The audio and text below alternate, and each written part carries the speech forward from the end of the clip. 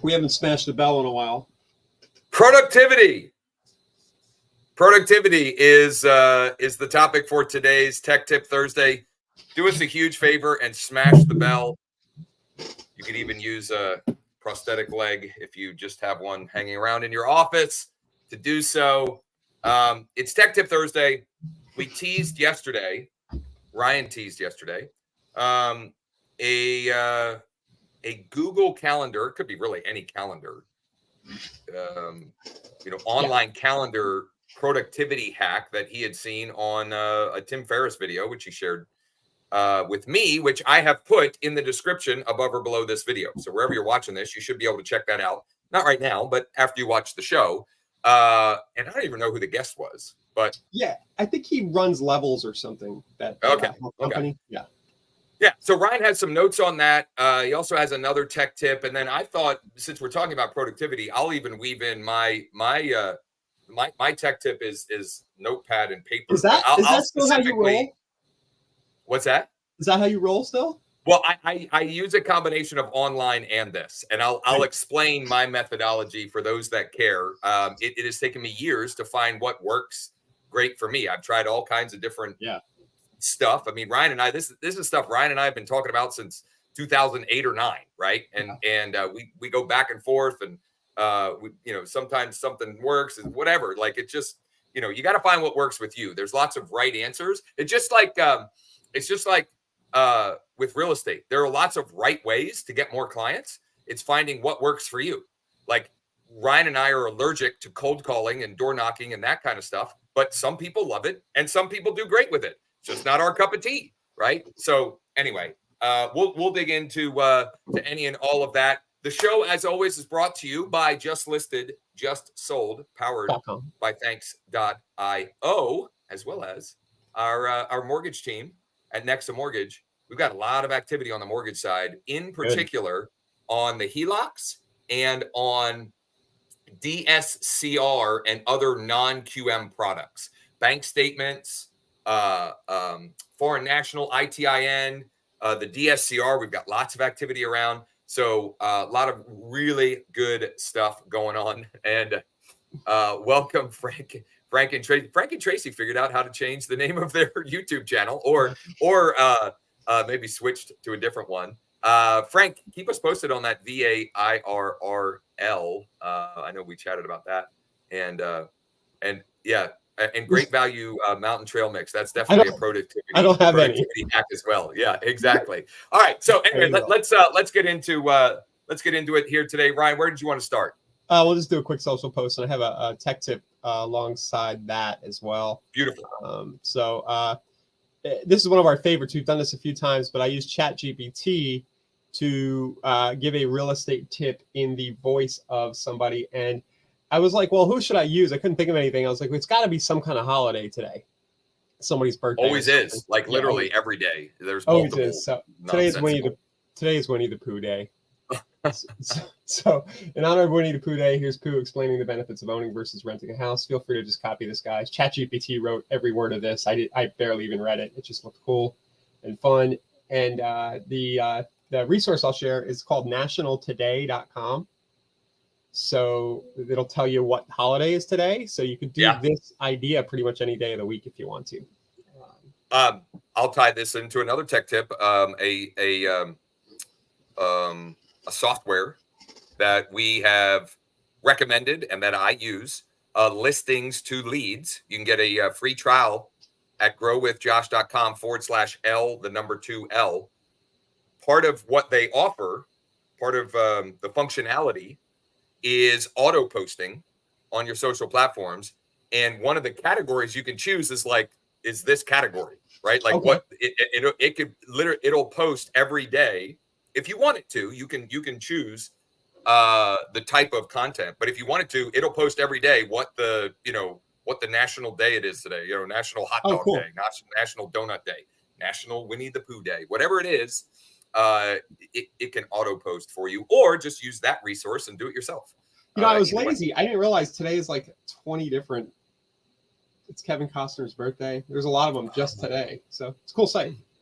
Yeah. Very cool. Very cool. All right. So productivity.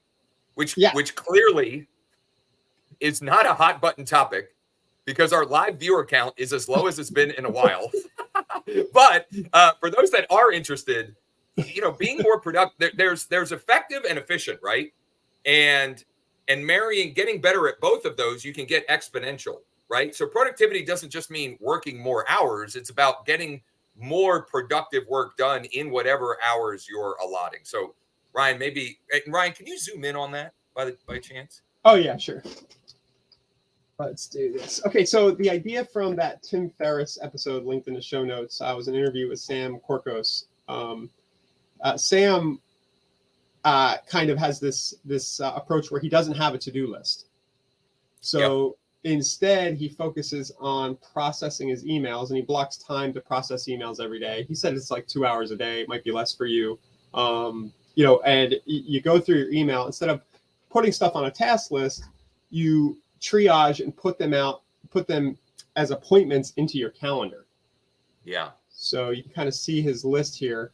One of the keys to this strategy, so you kind of, as things come up, you're like, oh, I think this will take me a half hour, this will take me an hour, and you block it out.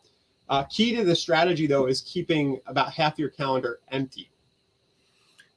Half of your productive calendar, right? Like not, I mean, obviously more than half of it is going to be empty if you're thinking literally 24 hours a day because you got sleep and whatever, but like your productive time or like the time that you could be working. Yeah. Yep. Is open for this. So I kind of struggle. I got a to-do list that I don't look at every day. We talked about Todoist a few weeks ago, and I'll go back into it and it'll have a big old list of stuff that'll just kind of push off in the future. So I kind of like this. I think this requires that you're always looking back at your calendar to make sure things that were missed or not finished get re-blocked and rescheduled. Yeah. But the main kind of argument Sam makes is similar to getting things done, is that you're not stressing about the things on your to-do list. You're just working through your calendar day by day. Yeah. And getting things done. Some things that popped out to me when I watched that, and honestly, one in particular that just jumped out as you were going through. So if you're wondering, like, well, blocking times for processing emails, but let's make it very real estate specific. Let's say you get a signed contract back. Okay. Yeah. Do you drop everything to do that, or do you do whatever's necessary in the short term? But so I'll say specifically, like for EXP, or if you're at a similar brokerage, you need to then open up a file in SkySlope, or have, maybe you have a VA to do it. But let's say you're doing it yourself.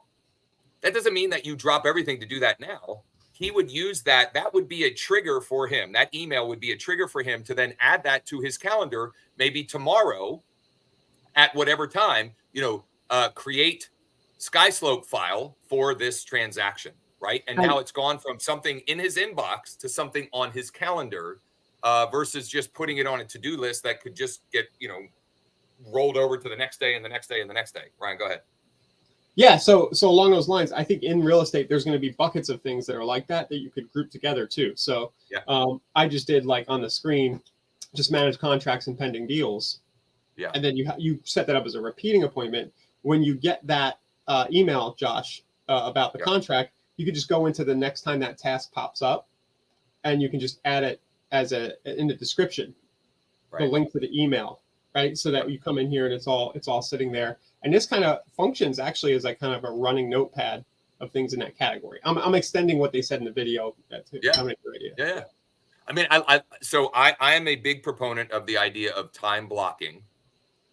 And that time blocking can, Charlie, that time blocking can be dynamic in the sense that you don't necessarily have to have, 1 to 2 every day is this thing, right? You can mix it up. I've got a time block for email processing Mondays from 10 to 11, Tuesdays from 2 to 3, or whatever. So some people think about it too rigidly. It's about figuring out what works based upon your schedule. And if you have some recurring thing on Tuesdays, that's just Tuesdays, whether it's a sales meeting or whatever, right? Then you might have to move that around. Sorry, Brian, go ahead. You got to send a text at Tuesday, every Tuesday at 11 a.m. right after. Exactly. So I'll weave this into how I, sort of my productivity and planning for anyone who cares. I use Google Calendar for things like set appointments and time blocking. But I find that I don't work well on a rolling basis, or I don't work efficiently day to day directly from the calendar. So the calendar keeps my it's like bumpers for me, okay, bumper bowling, but I don't work really well for that or around that constraint. So and this has been several years ago now, probably since 2019 or 2020, I've gone back to working from a notebook. Now, at one point I was buying these notebooks that had like every half hour, and now I literally just write it. I just get a notebook, and I did it long enough that I know like the blocks for me. So the way I manage my day now, and the way I sort of think about increasing or optimizing my productivity, is the left side of my notebook every day is I just split it in half, and I have every half hour. And I account for every half hour to a degree, okay? I do, and this was not because I heard this Sam fella mention it, but I do include buffer time just because, I may be getting comments on social media or people DMing me or whatever, and I don't want to like drop everything for that. But when I have those buffer times built in, I can get caught up on that stuff that's important, but not necessarily urgent, okay? I also find for me, the more structure I have to my day, the more free I feel. And I will tell you, and Ryan has probably felt the same way, I used to think the opposite. The more structured my day, the less freedom I have. And the older I've gotten, I find it to be the opposite. The more I have the structure of the day outlined for myself, the more I feel free to fill the open spots with whatever I need right now. And also, like, to make sure that I have the freedom to do the things that are the most important to me, which in my case, most of the time is like the family stuff, whether it's I'm coaching this, my daughter's team, or I'm running this or that. So the way I structure it again, and what I do is every night, sometime between 4 and bedtime, it just depends on the day, I will draw this out for the next day. And I'll have my time blocks. And then here are my big rocks, or just notes to myself. Reminders of, it's kind of like a to-do list, but it's not just a to-do list. Okay. Then on the backside is just open. If I'm brainstorming, which I haven't done much today, in case you haven't noticed, if I'm brainstorming or whatever, but up at the top here, and this is a big one because I'm a huge believer and proponent of what you think about expands, and what you focus on expands. So every day, either at the end of the day or first thing in the morning, or sometimes both, I write out a bunch of things that I'm grateful that happened.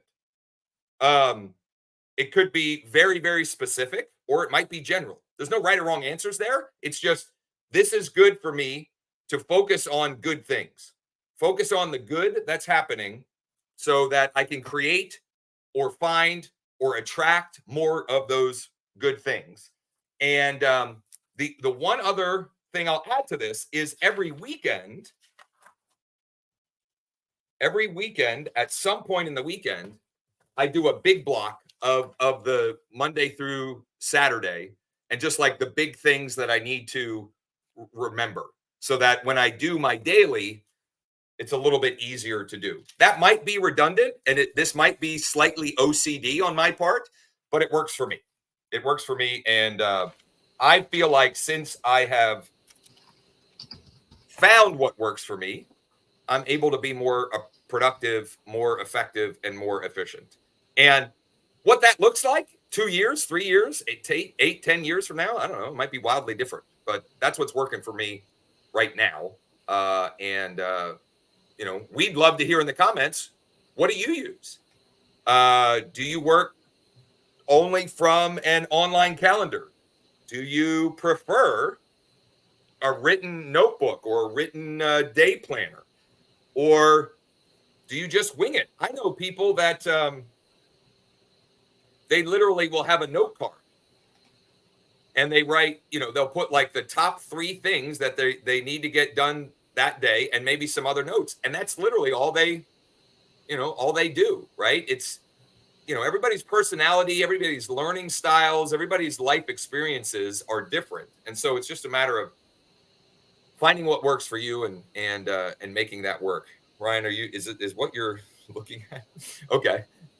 No, your system reminds me a bit of the autofocus method. Is this guy Mark Forster? His site doesn't seem to be up, but I did this for a little while. It's basically you write everything in a long list, but you kind of triage and you go back and delete and erase stuff. But it's pretty systematic. So you guys might want to check that out too. There's an article here. If you just Google "art of focus productivity," this art of manliness thing will come up. But yeah, there's definitely something to be said for actually inking it and thinking it, right? Yeah. Yeah, you create a different connection when you write something down. Frank says, I use a calendar. I do find that my productivity is best when I have a good morning and well rested and get a workout in. So to that end, the days that I feel most productive are the days that I can get something productive done prior to, for me, like I make breakfast for my family every morning. I'm like a short order chef, like 2 of them like this thing. I make a breakfast burrito for Pam. I make a breakfast sandwich for Cole. I make protein waffles for Caden. I'll be there tomorrow morning.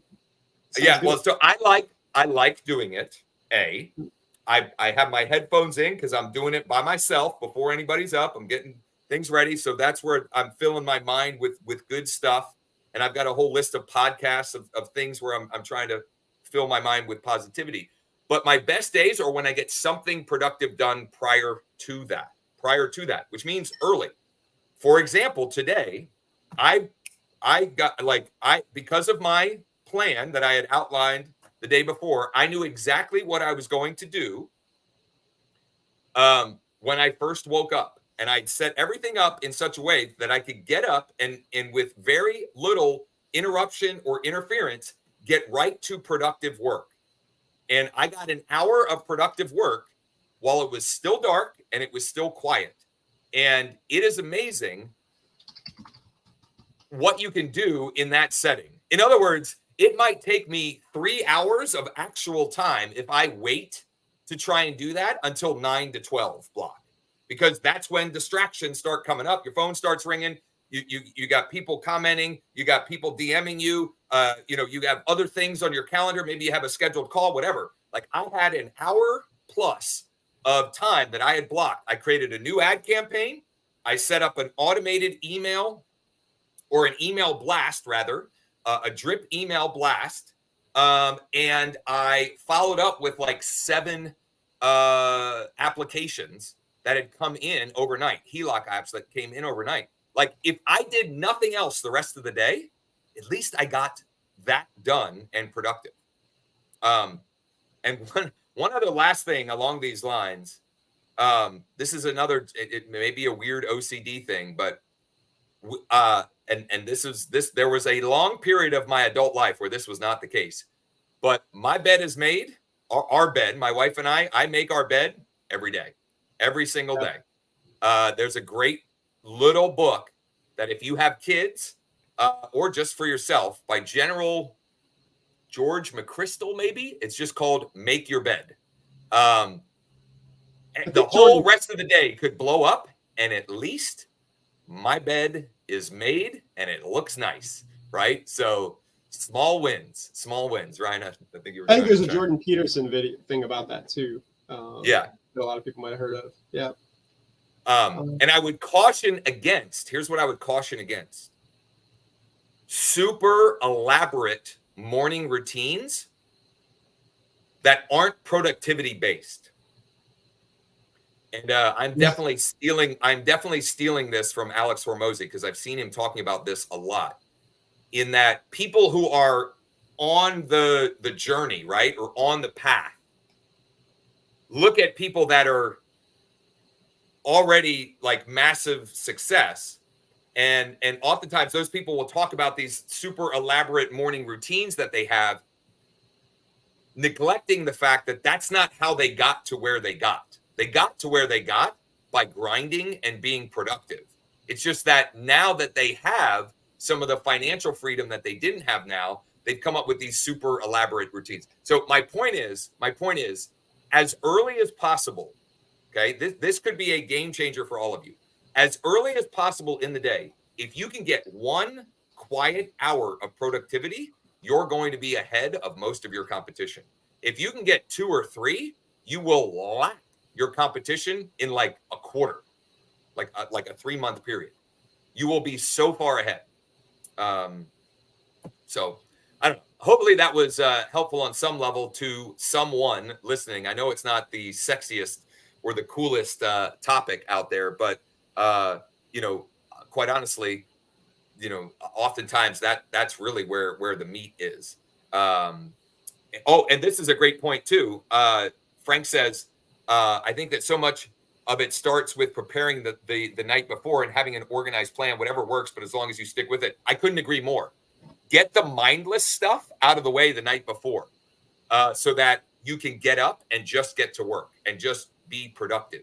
I could not agree more. That's why I do the planning ahead of time. And I would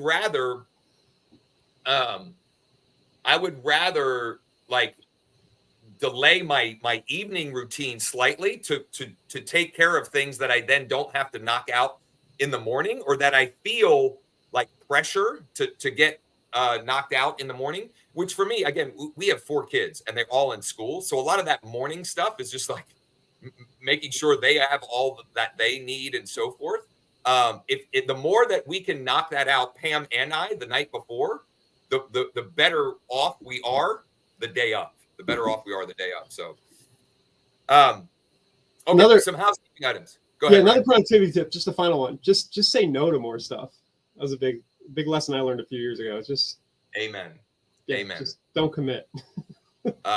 Get very clear on what you're trying to do and where you're headed, and say no to any and everything that's going to take you off of that. That can include not working with a buyer or a seller who you just kind of can see it being a little harder than it should be.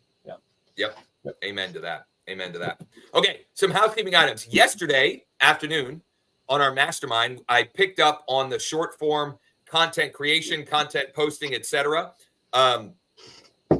And Mike is doing a wonderful job of organizing that into a mini course. So for those of you who might be interested in that, if you go to wakeup.realestate and you use the chat widget bottom right, Mike can get you the link to that.